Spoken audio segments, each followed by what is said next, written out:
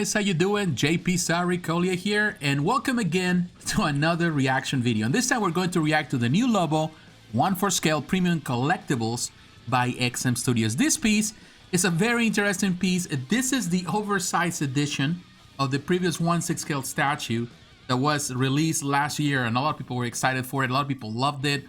A lot of people were sad that it was only 1/6. Well, XM Studios listened to the fans, and now they're offering the 1/4 scale statue. The edition size for this is only 198 pieces. According to this, only exclusive to XM Studios. However, you can go other places, and I'm sure you can find it somewhere else. It is only available in Southeast Asia. The price for this is 2,499 Singapore dollars. You have to pay a deposit of 800 Singapore dollars. Now, the people involved in the production of this piece, we have Ario Anindito and Futse Wei. They are the designers, and Alvaro Rivero and Nilo Zamir are the sculptors. And as we know, the XM Studios Design and Development team is involved in the whole process. Alright guys, now we're looking at the pictures, and I'm telling you, this piece is fantastic. I really like the piece. I like the original, the 1/6 scale. I think it's a phenomenal piece.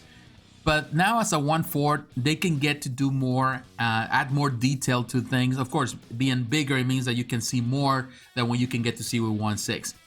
Fantastic job. There are a couple of changes that they add to make it very different of that version. What we have here, of course, is the new portrait with the tongue coming out, which is kind of cool. I really like that portrait. And here you can see the dimensions. It's a pretty large piece. It's 90 centimeters in length, which is almost a meter, so it's really long. The breadth, which is the depth, is 45 centimeters, almost half a meter, and 70 centimeters in height. So it's a pretty large piece. It reminds me of Gene Simmons from Kiss with that long tongue. But yeah, you see the base. Now you have this, the speakers of this amplifiers, all of that there, which is an addition that the 1/6 doesn't have. It's a nice representation of the main man, and it looks really good. I like that. Of course, he's holding dog right there. Looks really cool. I like the whole concept here. Here you can see the other switch outs. These are the ones that came with the other one. You have the more serious one, the one with the goggles, and he's just laughing. And then he's holding also the guitar. He's holding the other weapon. You also have the left arm with the switch out with the sign, the peace and love sign. I'm telling you, it's cool. It's a really cool piece. Here, right next to this gentleman, you can see how large it is. To be honest, this is a very cool piece. It's a very unique piece that if you are really a big fan of Lobo, you're going to enjoy. There's been other Lobos out there, but I gotta be honest with you. When I think about Lobo, and there's some good ones out there, I really think this is probably one of the best, if not the best, representation of Lobo, of course, with his motorcycle. It looks really good. And I will be honest with you, I was never really such a big fan of Lobo. Even back in the 80s when he was introduced, he was a goofy character. He's always been goofy. And I know some people were saying that they didn't like the goofiness of the statue. I read some comments like that.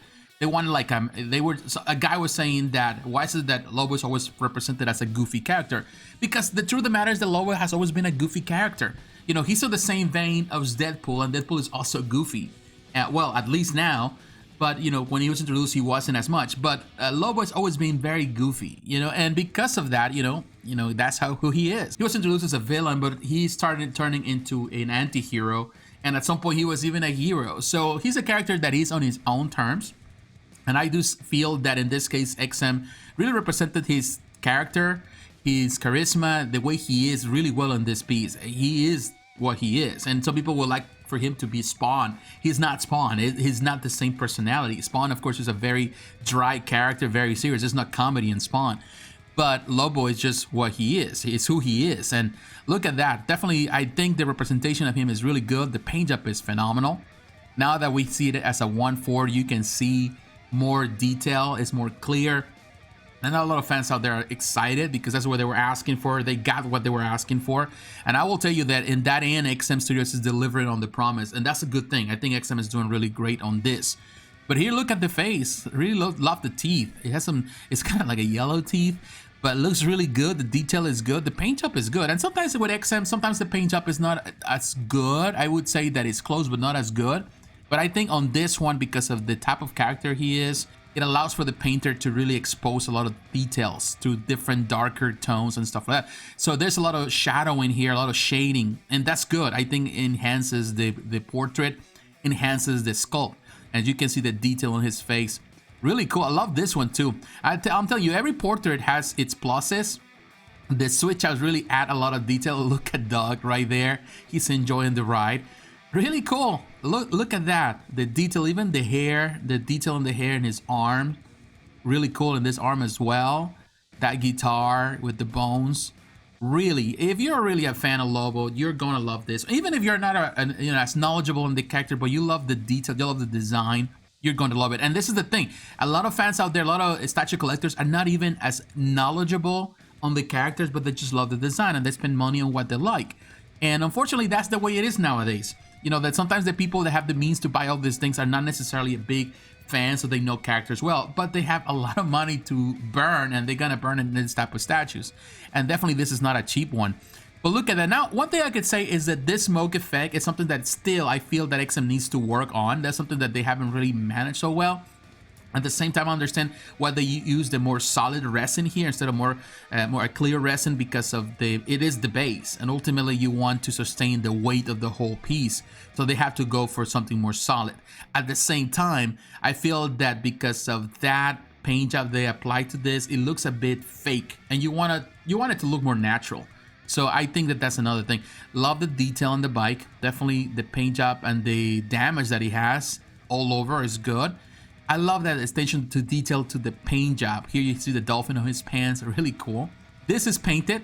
I wish it was plastic just to represent the glass on that. I think that's one thing, the difference between XM and Prime 1 Studio. Prime 1 goes on the extra details to adding, you know, the mixed media part where they add plastic things, elements that make it look more realistic. Here is more just, they just paint it on top of it, and everything is just resin. As you can see here on the lamps as well.